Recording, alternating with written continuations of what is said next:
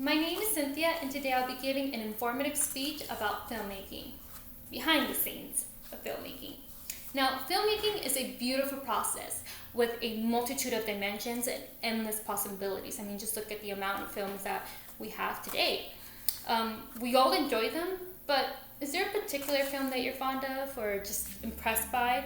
For example, for me, I'm very impressed by Sam Mendes' 1917's film that was just filmed released last year. It was made to appear as the whole thing was shot with one shot, which is impressive. Now, aside from that, did you ever wonder how it was made or just how long it took to produce? Now, production or filmmaking can be broken down into three phases. You got your pre-production, your production, and your post-production. Post-production is what most are kind of unfamiliar with.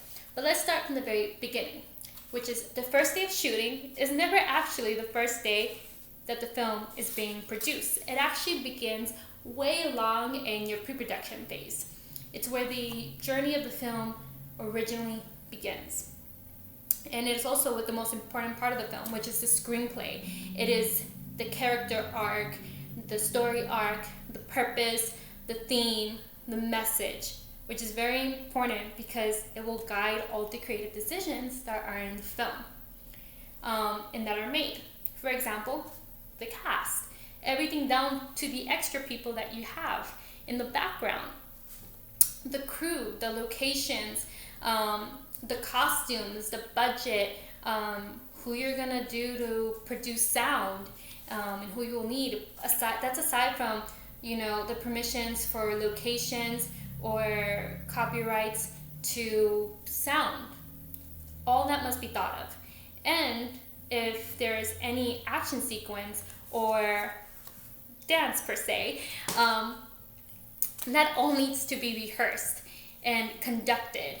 And not to mention the absolute madness that is scheduling the actual shooting days. That's right, scheduling each and individual shooting day. Now, I'm sure you've heard that most films are filmed throughout a whole year.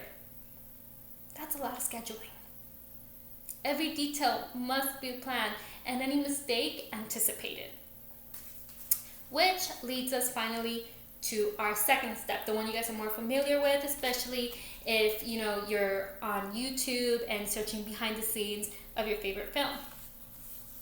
Now, this is also actually the most expensive out of all three phases, the most expensive, because you have this massive crew in charge of many things to make sure that this film is produced flawlessly, as smoothly as possible. You have crew that's in charge of your actors, you have your crew that's in charge of the location, and especially for the cameras, and making sure that somebody's driving while somebody is holding the camera. You have all the cinematographers on set, and for a very long time trying to get this film made. So important to remember all that goes in there.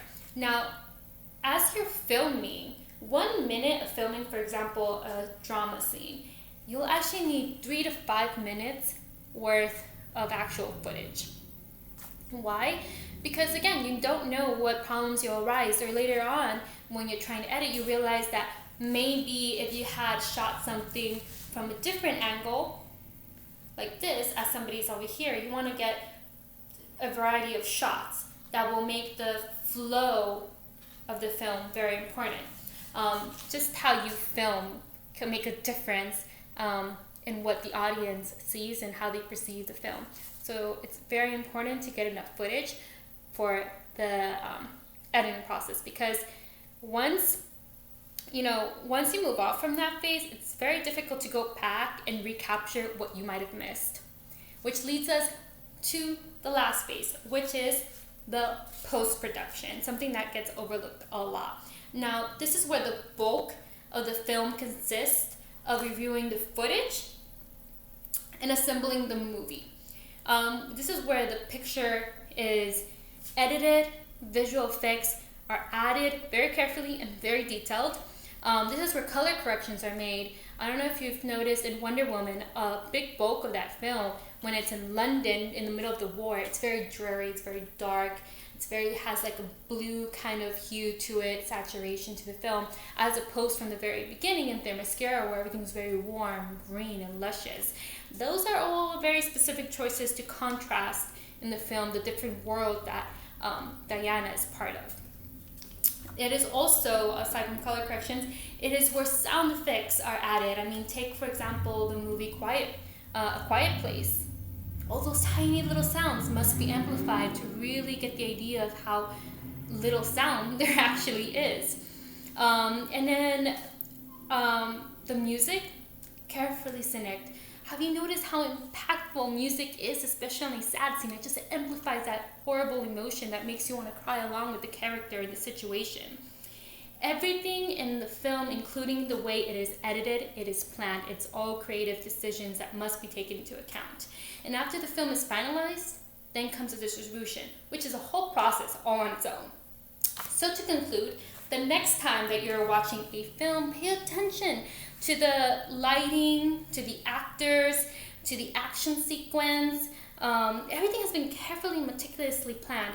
Filmmaking is a very intricate process behind the scenes that most seem unaware of, but it is all worth it when you have films like The Good, Bad, and the Ugly, The Avengers, 1917, famous Wonder Woman, or just all those films that we all enjoy. It's all worth it, and I think we don't give enough credit, which we should. That's it, and thank you for watching.